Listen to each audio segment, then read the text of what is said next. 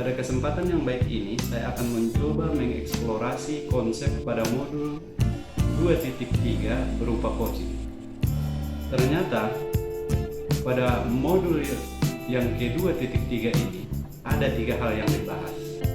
Yang pertama adalah tentang coaching itu sendiri. Yang kedua adalah tentang keterampilan berkomunikasi yang mengembangkan. Dan yang ketiga adalah model dari coaching itu sendiri berupa model Tirta. Mari kita sama-sama pelajari satu persatu.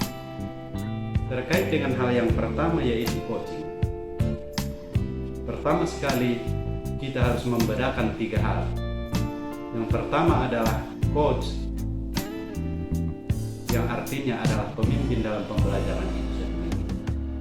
Dan yang kedua adalah coachee, peserta didik, orang yang dipimpin oleh coach. Dan yang ketiga adalah coaching, teknik yang dilaksanakan oleh coach untuk memimpin coaching. Kemudian setelah kita memahami ketiga hal ini, ternyata ada prinsip-prinsip dalam pelaksanaan teknik coaching tersebut. Prinsip yang pertama dalam melaksanakan teknik coaching adalah kita harus kolaboratif. Harus ada kolaborasi antara coach dengan coachee. Kemudian coach menawarkan alternatif atau solusi-solusi kepada coachee. Guru menawarkan alternatif atau solusi dari penyelesaian masalah dari peserta didik. Coach memfasilitasi. Setelah memfasilitasi, maka yang memutuskan adalah coachee itu sendiri. Inilah prinsip-prinsip yang harus kita perhatikan dalam menerapkan teknik coaching, baik di kelas maupun di sekolah kita. Hal yang kedua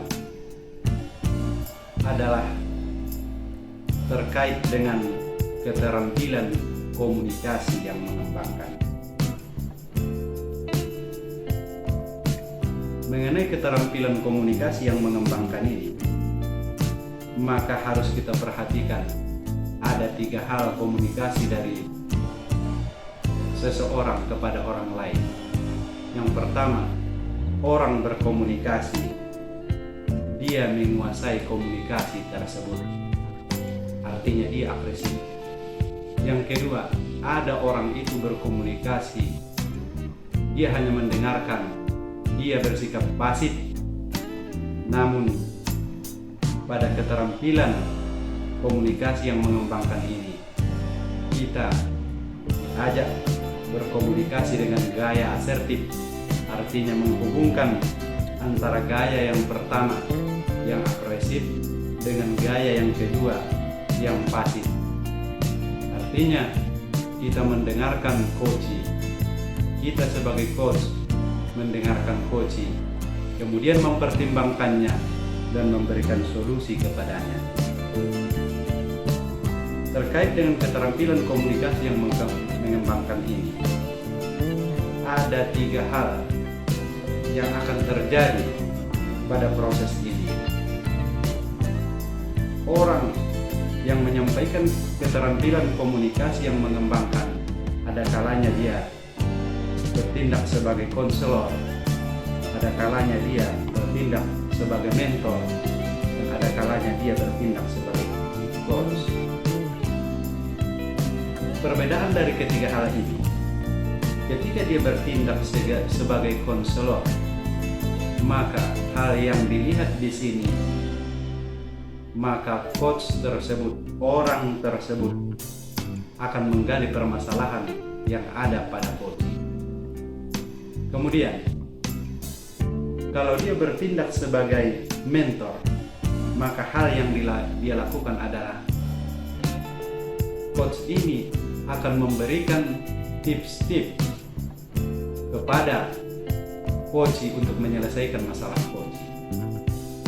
Selanjutnya, hal yang ketiga adalah coach orang yang berperan sebagai coach, maka dia akan berusaha memfasilitasi coachnya. Dia akan berusaha memberikan solusi-solusi atau alternatif-alternatif tentang permasalahan coachnya. Dan akhirnya yang memberikan keputusan dalam permasalahan ini adalah coach itu sendiri. Dan yang terakhir, pada eksplorasi konsep modul 2.3 ini, teknik coaching yang diterapkan adalah teknik yang umum yang disebut dengan teknik Tirta. Tirta itu sendiri adalah tujuan harus jelas ketika melaksanakan coaching. Yang kedua, identifikasi permasalahan coaching. Ketiga, rencana aksi. Apa rencana-rencana aksi yang ditanyakan oleh coach kepada coaching? Dan akhirnya, tanggung jawab. Itu artinya yang mengambil tanggung jawab adalah coach itu sendiri.